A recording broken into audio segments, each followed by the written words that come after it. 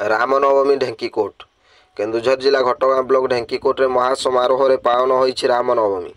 चैत्र मास शुक्ल पक्ष नवमी तिथि माँ कौशल्याଙ୍କ गर्भरु जन्म नहीं मर्यादा पुरुषोत्तम प्रभु श्रीरामचंद्र। बापा थिले दशरथ।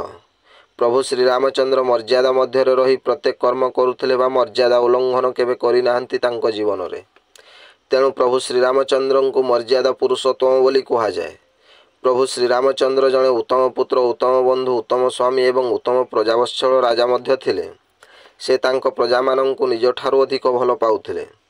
तेणु प्रजांकर खुशी रे से परम शांति लाभ पाउथिले। प्रभुंकर 10 अवतार मध्यरु राम अवतार थिला सप्तम। राक्षस, अहंकारी, असत्य, मिथ्यावादी तथा पापकर्म रे लिप्त थिबा राक्षस कुलर विनाश एवं संत सज्जन मानंकर रक्षा पाई नर रूप रे भगवान नारायण अर्थात राम रूप रे अयोध्या रे जन्म नेइथिले।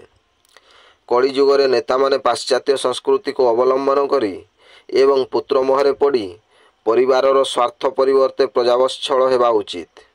प्रजा माने किपरि शांति रे रहिबे, खुशी रे रहिबे, उत्तरोत्तर उन्नति करिवे, धनी हेबे से विषय रे नेता मंत्री माने चिंता करिबा परिवर्ते सेमाने किपरि धनी हेबे, तांको दल किपरि धनी हेबो एवं पुत्र नाती माने किपरि भलरे चलिबे से विषय रे सदा सर्वदा चिंता करुछंती एवं धनी मध्य होउछंती। तेणु उच्चपदस्थ अफिसर एवं नेता मंत्री माने सर्वदा मर्यादा पुरुषोत्तम प्रभु श्रीरामचंद्रଙ୍କ परि मर्यादा रे रही प्रजावत्सल हेले समस्तंकर प्रिय पात्र होई पारन्ते। दर्शक बंधु, प्रत्येक वर्ष भली ए वर्ष मध्य पालन हेला रामनवमी, किंतु अन्य वर्ष अपेक्षा ए वर्षर आयोजन भव्य, सुंदर एवं आखि झलसिला भली दृश्य देखा मिला। कारण ए वर्ष जरीपाल तले नुह निज गृह रे जन्म उत्सव पालन हेला। तेणु भारत वर्षर कोण अनुकोण रे भव्य आयोजन देखिबा पाई मिलिला। एहार उदाहरण ढेंकीकोट। दर्शक बंधु, ढेंकीकोट रामनवमी कमिटीर सुंदर साजसजा, सुंदर आयोजन पाई सेमाने धन्यवादर पात्र अटंती।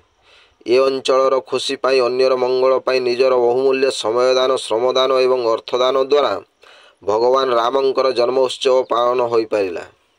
विशेषकर आखपाख अंचलर माँ माने कलश शोभायात्रा रे जोग देई अति आनंदित थिले। ब्यूरो रिपोर्ट, जनजागरण ओडिया। 30 वर्षर पूर्ति उपलक्षे पवित्र श्री रामनवमी कमिटी आमपुरीरे बहु प्रतीक्षित कलश शोभायात्रा आरंभ करिछि। आसंत समस्त राम भक्त माने, माँ भणी माने, गुरुजन माने, लघुजन माने एहिपरि एक महेंद्र बेଳରେ समस्त सामिल होई कार्यक्रम को साफल्य मंडित करंतु।